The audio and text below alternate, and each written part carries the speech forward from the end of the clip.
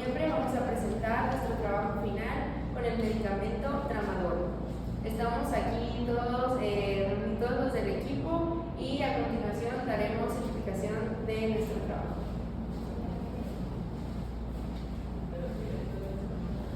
Primero que nada, hay que dar una justificación de por qué cambiamos nuestro principio activo en nuestra forma farmacéutica.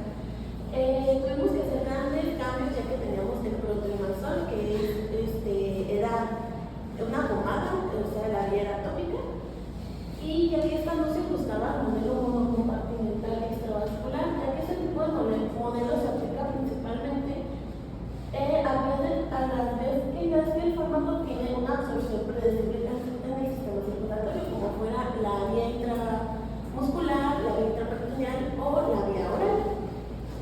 Ya que cuando se hace una absorción por vía tópica depende de muchos factores, como lo son la permeabilidad de la piel, y eso depende de cada uno de los pacientes. Y se suelen utilizar modelos mucho más complejos para hacer el proceso y la modelación de este tipo de medicamentos. El clotrimazol es un antifúngico que está destinado en todas sus presentaciones a actuar de manera local. Por estas razones es que hemos decidido cambiar el principio activo al Tramadol, un medicamento que es agonista opioide de acción central utilizado para el manejo del dolor por la vía oral, ya que este sí se ajusta a nuestro modelo que es monocompartimental extravascular. Este es un cuadro comparativo que nada más va a comparar lo que es el efecto láctea, incluyendo también la biodisponibilidad entre las dos formas farmacéuticas. Por ejemplo, el clotrimazol tópico y el Tramadol oral van a tener el mismo mecanismo de metabolismo y de eliminación. Sin embargo, al ser un medicamento tópico, la liberación va a generar que la absorción sea mínima, y por lo cual esta absorción se va a distribuir de manera muy poca, casi imperceptible en las diferentes sistemas. También vamos a tener que el clotrimazol va a tener una baja disponibilidad debido a este porcentaje de absorción, teniendo aproximadamente de 0 a 10% debido a la limitada, ya que el clotrimazol, por su parte, tiene la desventaja de que primero tiene que atravesar las capas de la piel. Es por ello que no se absorbe como tal como lo es el Tramadol oral, que esa sí es una vía, a pesar de que tenga el efecto del primer paso, se puede absorber de un 68 a un 70% de la capacidad de lo que es el fármaco. Bueno, comenzaremos explicando el Tramadol, el cual nos adentramos en un caso clínico que encontramos de una mujer la cual presentaba cólicos biliares. A través de esto se le diagnosticó y se le administró Tramadol en forma oral e intravenosa. Bueno, como descripción del medicamento, tenemos que el Tramadol está aprobado para el manejo de dolor moderado, ya sea severo. En su farmacodinámica tenemos que es un opioide agonista no selectivo, el cual se une a receptores de opioides, y su volumen de distribución tiene un 2.6 y 2.9 litros por sobre kilogramos. También tenemos volumen de distribución de forma oral, que es de 306 litros. El volumen de distribución vía parenteral es de 203, y unión a proteínas se encuentra unido en un 20%. Tiene una biodisponibilidad aproximadamente de 70 a 75% por vía oral, y por vía intravenosa pues de un 100%. En su vida media aproximadamente de 5 a 6 horas, e interacciones con alimentos solo se debe evitar el alcohol por completo, y se puede administrar ya sea con alimentos o sin alimentos. Más que nada vamos a explicar la farmacología de este medicamento. La farmacología es aquella que estudia los fármacos. Esta se divide en dos ramas, en farmacodinamia y en farmacocinética. Haremos hincapié en la farmacocinética, la cual se abrevia en un proceso de 5 pasos, que es el ADME. Este consta de la liberación, de la absorción, de la distribución, el metabolismo y la eliminación de esto.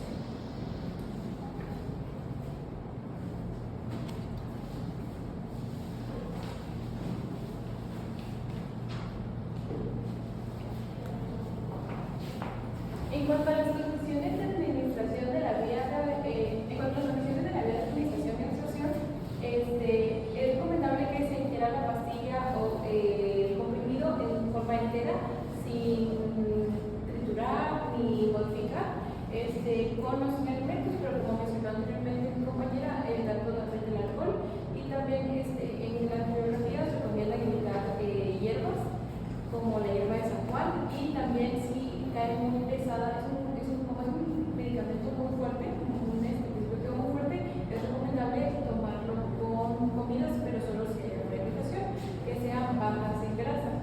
En cuanto a la parte fisiológica, es recomendable que la persona pues tenga un ejercicio gástrico normal, ácido, para que la pastilla se pueda disolver sin problema, una motilidad adecuada, que es el movimiento que tiene el estómago para que sea absorbido, y justamente en último un intestino delgado en buen estado, porque eso se da en la máxima absorción.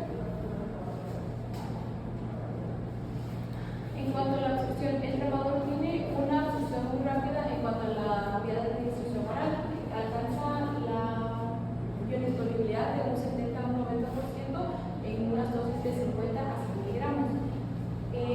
Tomando como base estas dosis, la administración de 6 horas, cada 6 horas, nos va a dar que después de 18 horas se alcanza el máximo, el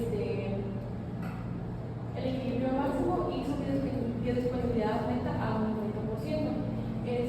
La dosis oral de 100 miligramos, de alrededor de 200 miligramos, se alcanza aproximadamente después de 2 horas de administración, y la vida media de la fase de absorción es de 0,38 a 0,18 horas. Absorción, bueno, pues como ya mencioné anteriormente, la absorción, la mayor parte de la absorción es en el intestino delgado, principalmente en el duodeno y yeyuno. El mecanismo de absorción es que se absorbe a través de la membrana del epitelio intestinal por difusión pasiva, y la velocidad de absorción es, como ya lo mencionamos, es muy rápida, y ya mencionamos la biodisponibilidad. Bueno, la distribución, este es un analgésico ovoide que actúa mayormente en el sistema nervioso central. Se absorbe rápidamente en el estómago como en el intestino, tiene una biodisponibilidad del 70 al 75% vía oral, y vía intravenosa tiene una de 100%. Estas se unen aproximadamente el 20% se une a proteínas del plasma, mayormente la albúmina, y tiene una concentración máxima de 1 a 2 horas después de consumirlo. Tiene una difusión pasiva, esta se atraviesa, o mejor dicho, se difunde a través de la barrera hematoencefálica gracias a su liposolubilidad y al tamaño de su molécula. Su transporte activo es por proteínas específicas que se encuentran específicamente en la barrera hematoencefálica, como la glicoproteína y la proteína de resistencia múltiple a la droga. También tiene un transporte facilitado. Esta se une a proteínas de transporte específico o proteína de transporte de catecolaminas. Tiene dos distribuciones. La distribución inicial, que es como donde se distribuye más la cantidad de este fármaco. Como les había dicho, su mayor, o mejor dicho, su célula diana es el sistema nervioso central. En el cerebro aproximadamente era del 6 al 12.5 microgramos por gramo, que quiere decir que de cada gramo de 6 a 12.5 se queda ahí. También en el corazón, pulmones, riñones, hígado, en el hígado. Y su distribución secundaria es donde se distribuye en menor cantidad. En estos casos sería el músculo, la grasa corporal y los huesos.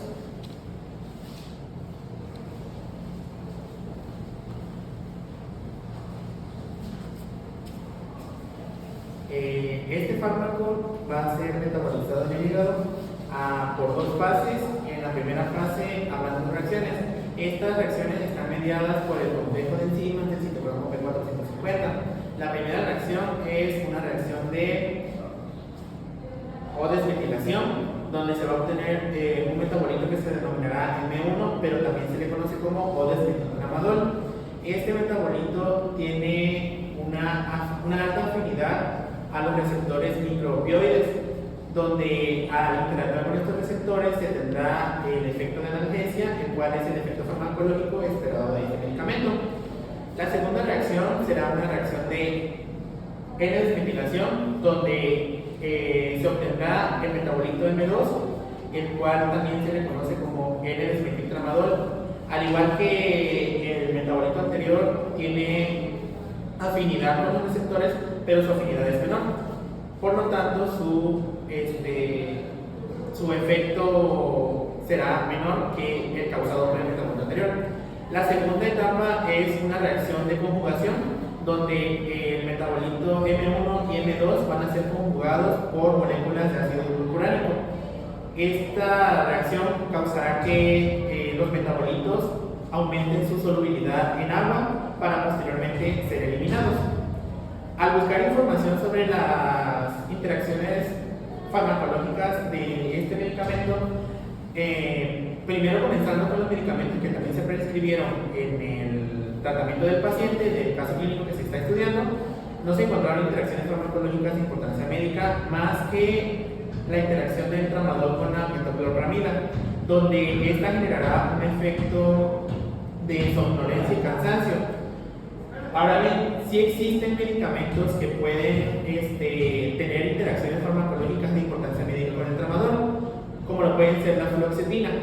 Al consumir fluoxetina con tramadol se puede crear una inhibición del sistema de enzimas del citocromo P450, ocasionando un bajo metabolismo del tramadol. Y entre los factores que afectan el metabolismo del tramadol está principalmente la edad de los pacientes y las condiciones de sus órganos como tal. En este caso la edad, porque como va avanzando la edad de las personas, se van perdiendo capacidades o homeostasis del organismo y empiezan a haber fallos en los órganos, como pueden ser fallos hepáticos o fallos renales que podrían tener efecto en la eliminación del fármaco. Para concluir con el proceso de la yo les voy a hablar acerca de la eliminación. Me gustaría iniciar hablándoles acerca de la vida media. Si bien sabemos, la vida media representa el tiempo en el cual el cuerpo tarda en eliminar el 50% de la sustancia. En el caso del tramador, el cuerpo tarda en eliminar su 50% en un lapso de tiempo de 5 a 6 horas. Sin embargo, el tramador contiene un metabolito activo, el cual denominamos el O-desfeniltramadol, cuya vida media es de 7 a 9 horas. Este metabolito activo es de suma importancia debido a que contribuye al efecto analgésico del medicamento. El tramadol se elimina principalmente a través de la orina, mediante la vía renal. En esta vía se va a eliminar el mayor porcentaje, siendo el 90%, el cual se desglosa de la siguiente manera. Un 30% se va a eliminar de manera directa, es decir, sin cambios algunos, y el otro 60% se va a eliminar mediante metabolitos, los cuales son sustancias en las que el cuerpo ha transformado el medicamento. Aunque es una porción mínima que cubre un 10%, este 10% se va a eliminar mediante las heces. Existen factores que contribuyen a la aceleración o disminución del proceso de eliminación, siendo estos los principales.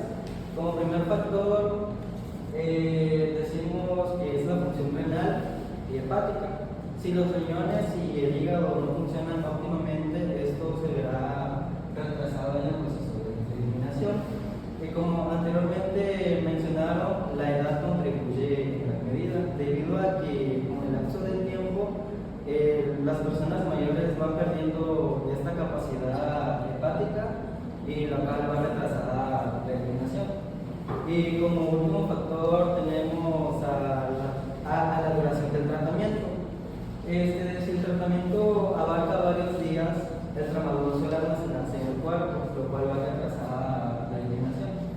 En conclusión, decimos que el tramadol se elimina por completo en un lapso de 2 días después de su última dosis.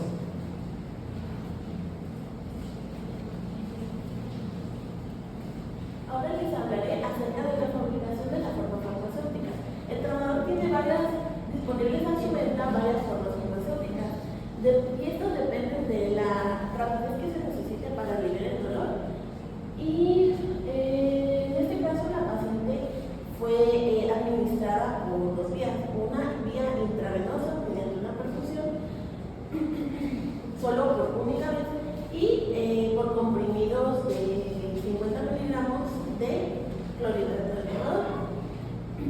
En la solución inyectable, por cada 2 mililitros trae 100 miligramos de clorhidrato de tramadol. Esta solución inyectable es un líquido incoloro y como excipientes trae 0.784 miligramos de sodio, acetato de sodio y agua para inyección, 2 mililitros. Pero no nos vamos a enfocar en esta forma farmacéutica, ya que la que es de nuestro interés son los comprimidos de tramadol. En la ficha técnica del tramadol TEN se encontró para su formulación de 50 miligramos como excipiente clorhidrato de tramadol, como excipientes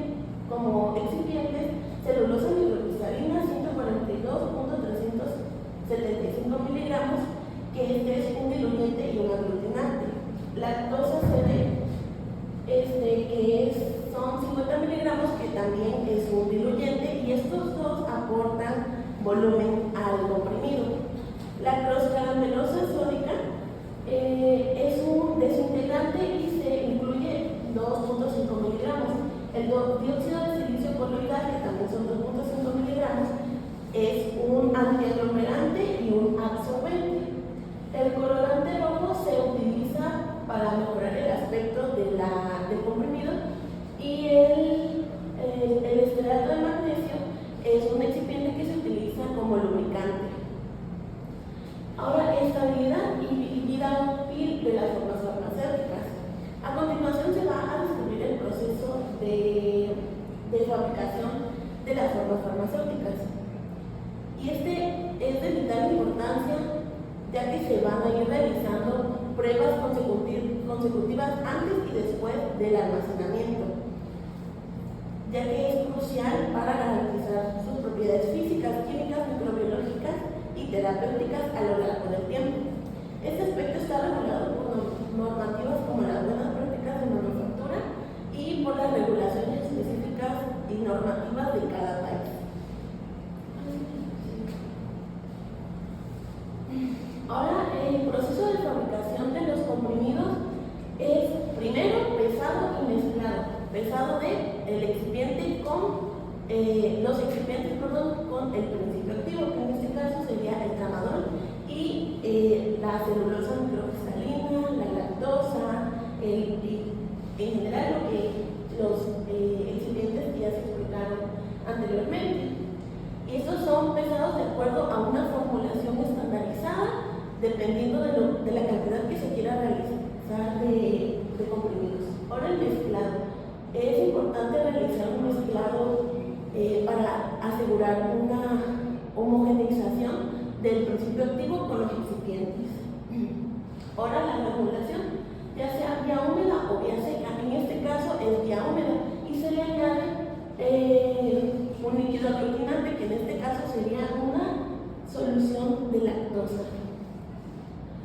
Y estos son los equipos que se pueden utilizar ya sea industrialmente para producir por grandes cantidades los comprimidos, menos la balanza analítica. Eso es si lo vamos a hacer aquí en el laboratorio, en pequeñas cantidades. Ahora, el secado. El secado de los gránulos se realiza para mantener una estabilidad y evitar la disgregación de estos mismos, para reducir la higroscopicidad, entre otros. Este es un secador industrial. Ahora, el tamizado y el mezclado. Después de secar, los gránulos se tamizan, se va en la tamizadora, dependiendo, cada malla tiene un tamaño de grosor, quedando los más gruesos hasta arriba y los más finos hasta abajo. En esta etapa se suele añadir el lubricante, que es el esterato de magnesio. Ahora, la compresión. La mezcla granular, ya que están todos bien distribuidos, se alimenta a una máquina de compresión para formar manos. Y esta es una máquina de compresión convencional. De hecho, podemos encontrar una como esta, no es tan cara en los laboratorios como los de enseñanza. Ahora el recubrimiento. Aunque los comprimidos de tramadol de 50 miligramos no siempre se recubren, puede hacerse para mejorar el sabor y el aspecto de estos comprimidos. Ahora hay pruebas biológicas. Se realizan diversas pruebas biológicas para asegurar la calidad y verificar la uniformidad del contenido de los comprimidos. Además se evalúa dosis, peso, dureza, friabilidad, disolución, entre otras especificaciones. Y por último, el empaque. Los comprimidos se empacan en blisters o frascos para protegerlos de cualquier cosa medioambiental.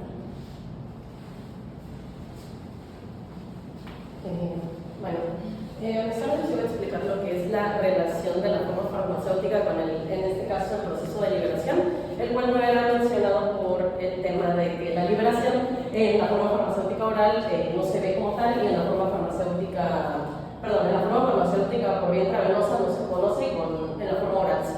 En este caso, el tramadol se sabe que es un analgésico opioide que tiene la capacidad de, el M1, el metabolito activo del tramadol, tiene la capacidad de llegar a los receptores opioides del cerebro y de la médula espinal y producir lo que es el efecto analgésico. En este caso, en la forma oral se mantienen dos maneras de liberación. Está la liberación inmediata, que en sus siglas es RL, y la liberación sostenida o liberación prolongada, que en sus siglas sería LP. En el caso de la liberación inmediata, pues como se conoce, es una liberación aproximadamente en que el efecto farmacológico va a ser entre 1 a 2 horas, y en la liberación prolongada el efecto va a tomar entre 4 a 6 horas. En el caso de la liberación inmediata, pues se conoce que es más para unas afecciones no tanto crónicas, sino agudas, y son pacientes que realmente tienen mucho dolor y su intención es, como tal, bajar la intensidad del dolor en ese corto periodo de tiempo. En el caso de la liberación sostenida, pues es un periodo más largo de 4 a 6 horas, en el que se ve como tal a enfermedades crónicas, pacientes con dolor agudo, pacientes con cáncer, etc.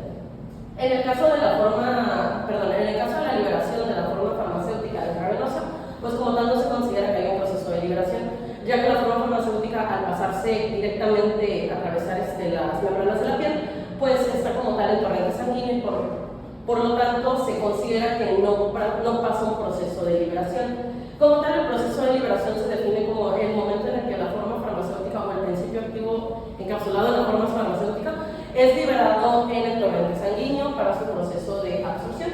En el caso de la liberación, pues se sabe que el tramadol tiene dos formas de liberación, tanto por difusión simple y difusión facilitada. Como mencionaba mi compañera Pía, pues este tiene la capacidad de estar en las dos difusiones por el tamaño de partícula, en este caso del tramadol. Como es un tamaño muy pequeño, tiene la capacidad, una, de pasar solo, y segundo, tiene la capacidad de pasar por difusión facilitada acompañado de alguna proteína que lo arrastra como tal. Otra información que considero importante es cuándo elegir liberación inmediata y cuándo elegir liberación sostenida. En este caso, tengo una tabla que es comparativa, donde menciono 4 puntos, que es la velocidad de acción, la duración del efecto, la frecuencia de la dosis y la forma de administración. En el caso de la liberación, inmediata, la velocidad de acción es, como se dice, inmediata. Y en el caso de la prolongada, pues tiene un periodo de 4 a 6 horas. En el caso de lo que es la duración del efecto, se sabe que en la liberación inmediata la duración del efecto es corto, y en la prolongada, pues es lo que se busca, que como tal el paciente no esté consumiendo tantas dosis para tener el mismo efecto terapéutico.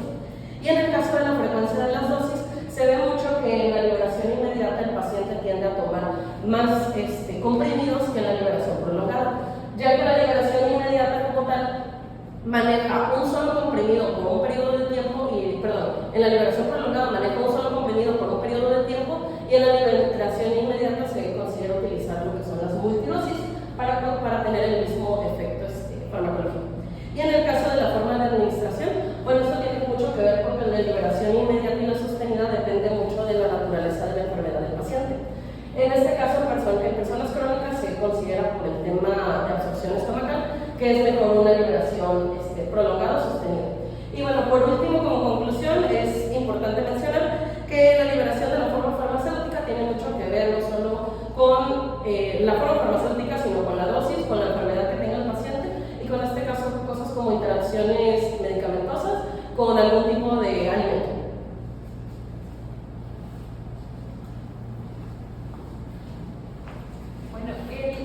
clínico. El caso clínico que encontramos, la verdad, trae bastante información y en nuestro archivo lo puede consultar con más detalle. Para cuestiones de versatilidad, también voy a mencionar lo más importante, que son las condiciones en las que llegó el paciente y cómo se diagnosticó el cólico biliar, ya que con esto se designó el tratamiento. Bueno, para empezar, la paciente es femenina de 56 años, peso de 63.7 kilos, altura de 1,55. Esto es importante para las justificaciones. Acudió por un dolor abdominal en el hipocondrio derecho. El hipocondrio derecho hipocondrio es una forma de seccionar las partes del abdomen debajo de las costillas y así saber específicamente dónde se ubica el dolor, ya que en esa parte hay ciertos órganos. En el caso del hipocondrio derecho vamos a tener la vesícula biliar y el polo superior del riñón, ángulo hepático del colon y el lóbulo derecho del hígado. Entonces, últimamente había tenido 3 o 4 episodios de cólico biliar que no necesitaban urgencias ni algún medicamento, que era un dolor pasajero, pero la paciente remitió mucho dolor en la escala de EVA. Es una escala visual-tecnológica donde 0 es nada de dolor y 10 es dolor insoportable. La paciente remitió el número 8. Entonces se procedieron a pedir pruebas analíticas, bioquímica, hemograma, pruebas de coagulación. Las importantes son los laboratorios las pruebas de perfil hepático, que serían alanina aminotransferasa, aspartato aminotransferasa, fosfatas alcalina, gamma glutamina aminotransferasa, lactato deshidrogenasa y los tiempos de coagulación, ya que estos se reconocen en el hígado. Si hay una alteración, pues alteran los valores, de los cuales solamente estuvieron elevados la gamma glutamina aminotransferasa, la PCR que indica inflamación y el fibrinógeno, dando por descartado que el hígado no es el problema. Entonces se procedió a pedir una ecografía y es donde podemos observar en el hipocondrio derecho que el hígado cuenta con esteatosis. La esteatosis es hígado graso, por lo cual va a tener una forma difusa aumentada. Indagando en la vesícula encontraron que tiene una discreta cantidad de barro y microlitiasis. La microlitiasis son cristales o microcoágulos que se forman de bilis o de bilirrubina. Entonces, la vesícula también se encontró hinchada, distendida, es decir, hinchada, pero esto no interfiere en sus funciones. También se le realizó un electrocardiograma sin alteraciones, por lo cual se resumió que la paciente padecía de un cólico biliar simple, por lo cual se procedió a el tratamiento de urgencias con solución salina fisiológica, de 0.9 de 500 mililitros, añadir tramadol, que es un analgésico, el de trabajo, el pípera, también conocido como metoclopramida, que es para las náuseas, la buscapina, que es un antiespasmódico, y el paracetamol, que es un analgésico antipirético. Todos estos pasados en forma de infusión. Más adelante se les va a explicar a detalle. Y finalmente el tratamiento de alta fue tramadol de 50 miligramos en caso de dolor cada 8 horas y si hay vómito la metoclopramida. Y en caso de signos y síntomas, pues regresar a la de urgencias.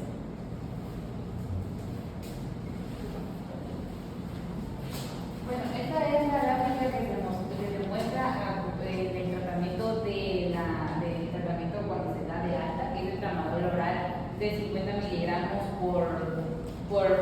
cada 8 horas por 8 días.